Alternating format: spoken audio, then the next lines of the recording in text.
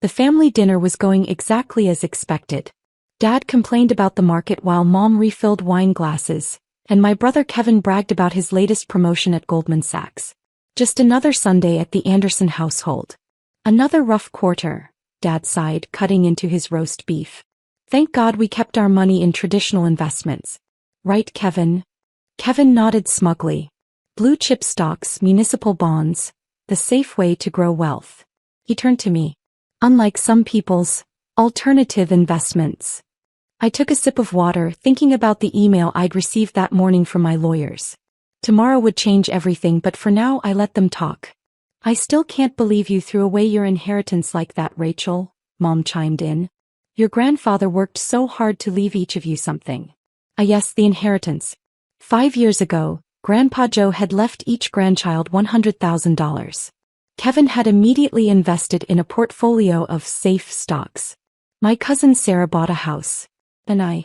Cryptocurrency and tech startups. Dad shook his head. Might as well have flushed it down the toilet. They only knew. That $100,000 had been seed money for Anderson Innovation Fund, my private investment firm specializing in emerging technologies and digital assets. While they'd mocked my risky choices, I'd built something revolutionary. How's that Bitcoin working out for you? Kevin smirked. Still worth anything? I checked my phone discreetly. The final paperwork for tomorrow's IPO had just been confirmed. Anderson Innovation Fund was about to go public with an initial valuation of $2 billion. It's doing fine, I said quietly. Actually, I wanted to talk to you all about Dash. Did I tell you about my new office? Kevin interrupted. Corner suite, executive floor. Dad, you should come see it. That's wonderful, son, Dad beamed. This is how you build real wealth. Steady, responsible choices. My phone buzzed again. A message from my CFO. CNBC wants to interview you tomorrow after the opening bell. Rachel, Mom touched my arm. Have you thought about letting Kevin manage your money? What's left of it anyway? He could help you invest more, appropriately. I almost laughed at the irony. Kevin managed a $50 million portfolio at Goldman. My fund had recently closed a $400 million position in a quantum computing startup. Thanks, but I'm okay with my current investment strategy. Current strategy? Kevin scoffed. Last I heard you were working out of that tiny office downtown playing with computer money. That tiny office was actually just our temporary space while our new headquarters was being finished. 50 stories of prime Manhattan real estate, with Anderson Innovation Fund emblazoned across the top. About that, I started, but Dad cut in. Your grandfather would be so disappointed, he said heavily. He wanted that money to give you a future, not fund some tech fantasy. I thought about Grandpa Joe, who'd built his fortune by investing in early computing companies when everyone said he was crazy. Who told me before he died, the future belongs to those brave enough to see it coming. Actually, I said, pulling out my laptop, I wanted to show you something, Dash. Oh honey, not another one of your cryptocurrency presentations, Mom sighed. Kevin, tell your sister about proper investing. Kevin launched into a lecture about market fundamentals, but I wasn't listening. My screen showed the pre-market trading data for tomorrow's IPO. The institutional investors were already lined up. Soon they'd all know. The daughter they thought had wasted her inheritance had turned it into one of the fastest-growing investment funds in the country. But for now, I let them talk about real investing while I picked at my roast beef, thinking about tomorrow's opening bell. Sometimes the best revenge isn't served with dinner. It's served on the stock market. Morning sunlight streamed through the windows of my temporary office as I watched the pre-market numbers climb. CNBC played silently on the wall screen, the ticker counting down to the opening bell. In 30 minutes, Anderson Innovation Fund (AIF) would start trading.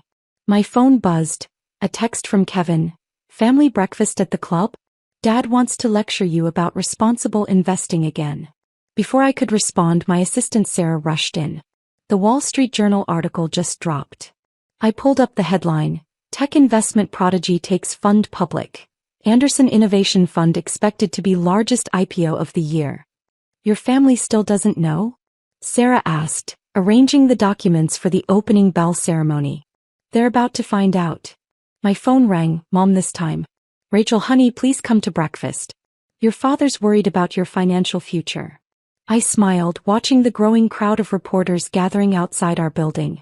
Actually, Mom, could you all meet me somewhere else? Turn on CNBC. What? Why would we dash? Just trust me. One time. I hung up as my CFO entered with the final numbers. Pre-market trading is insane. We might open above $200 per share. The elevator dinged and my legal team arrived with the ceremonial opening bell. Everything was ready. My phone exploded with notifications. The family group chat. Kevin, why is Rachel's picture on CNBC? Mom, what's Anderson Innovation Fund? Dad, someone explain what's happening. I typed back, watch and see. The CNBC anchor's voice filled the room as Sarah turned up the volume. In what's being called the investment story of the year, Anderson Innovation Fund goes public today. Founded by 28-year-old Rachel Anderson with an initial investment of just $100,000, AIF has become a powerhouse in emerging technology investments. My phone rang again. Kevin. I put it on speaker. Rachel, his voice shook, please tell me this is a different Anderson fund.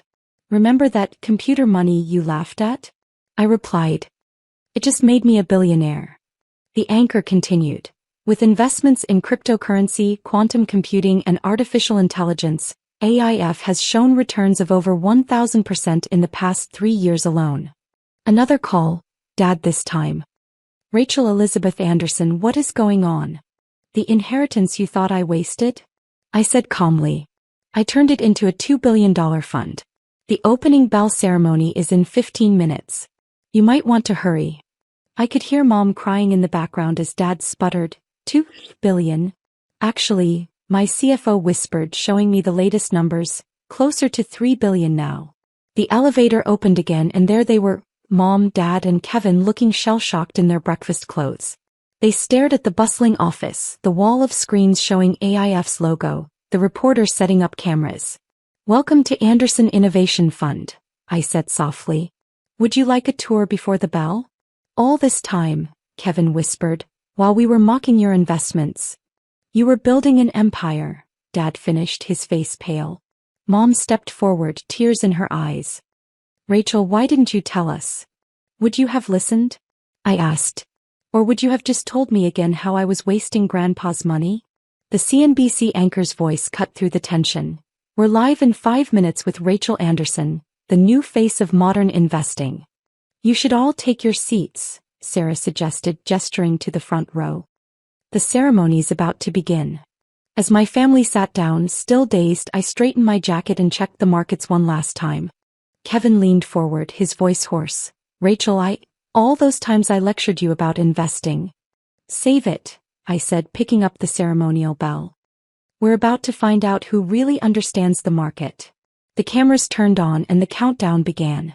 5 years of work, of being dismissed and underestimated, had led to this moment. The trading floor erupted in chaos as AIF shares soared past $250 in the first hour. My family sat frozen in the executive viewing room, watching the numbers climb on the massive wall screens. $265 per share, Kevin muttered, frantically calculating on his phone. That means your company is worth more than the GDP of several small countries, I finished for him. Pass the coffee. Mom hadn't touched her cup, her hands shaking as she watched the CNBC replay of my opening bell ceremony. On screen, I looked confident, polished, nothing like the foolish daughter they'd lectured at Sunday dinners. Your grandfather, Dad said suddenly, his voice rough. He knew, didn't he? I smiled, remembering my last conversation with Grandpa Joe. He was my first advisor. That inheritance wasn't random. He knew exactly what I planned to do with it. But the crypto investments, the tech startups. Kevin's voice trailed off. Were all carefully researched and strategically chosen, I explained. While you were bragging about your 8% annual returns, I was seeing 1,000% gains on early-stage investments. The door opened and Sarah rushed in with more numbers. We just crossed $275. The market can't get enough of AIF shares. Mom finally found her voice. All those times we worried about you, tried to make you invest properly. I was building something revolutionary, I said softly. But you were all too busy following the old rules to see the new game. The screens flashed with breaking news. Anderson Innovation Fund CEO becomes one of youngest self-made billionaires. Billionaire, Kevin whispered. My little sister is a billionaire. Dad stood up abruptly, walking to the window that overlooked the trading floor. I was wrong, he said, his back to us. We were all wrong about you, Rachel. Yes, I agreed simply. You were. But why keep it secret? Mom asked. All these years. Because I needed to do this my way, I explained. Without your doubts, without Kevin's condescension, without the family's helpful advice. Sarah appeared again. Rachel, Bloomberg wants an interview. And the new headquarters architects are here with the final designs. I nodded, standing up. Show them to the conference room. I'll be there in a minute. New headquarters? Kevin asked. 50 stories, Central Park views. I smiled. That tiny office downtown was just temporary. Dad turned back from the window, tears in his eyes. Your grandfather would be so proud. He was proud, I corrected gently. He saw what I could build before anyone else did. He understood that sometimes the biggest returns come from believing in someone everyone else doubts. The screens flashed again. AF had crossed $300 per share.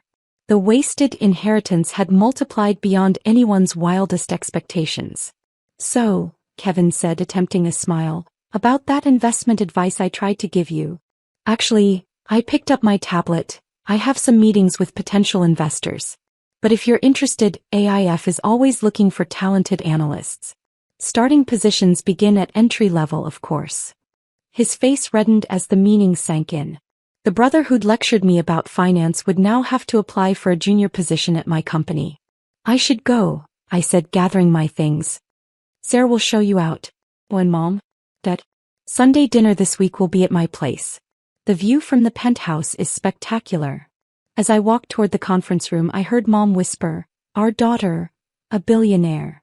No, Dad corrected quietly. Our daughter, a visionary. I smiled, thinking of Grandpa Joe's last words to me. Show them what you see, Rachel. Show them the future. Well, Grandpa, I thought, watching my family stare at the billions flowing across the screens. I finally showed them. Sometimes the greatest investment isn't in stocks or bonds. It's in believing in yourself when no one else will.